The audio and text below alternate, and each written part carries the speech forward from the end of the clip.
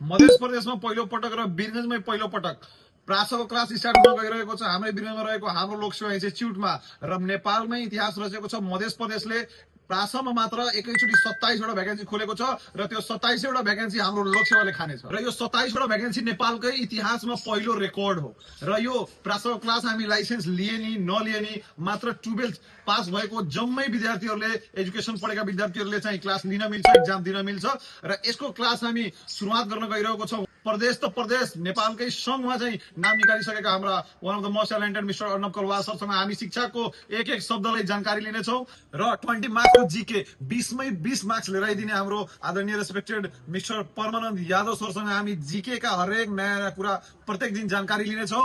र 20 मार्क्सको public management खुल्लामा 2 नम्बरमा नाम निकालेको एउटा यङ ट्यालेन्ट हाम्रो साहिल देवान सरसँग हामी पब्लिक म्यानेजमेन्टका कुराहरू सिक्छौँ र तपाईँको लागि 5 दिन डेमो क्लास लिन सक्नुहुन्छ। हामी दाबीका साथ भन्न सक्छौँ तपाईँहरू क्लासमा आइसकेपछि फिर्ता जानु हुँदैन। त्यो हिसाबले यहाँ पढाइ भइरहेको छ र तपाईँहरूको सफलता नै हाम्रो सपना हो।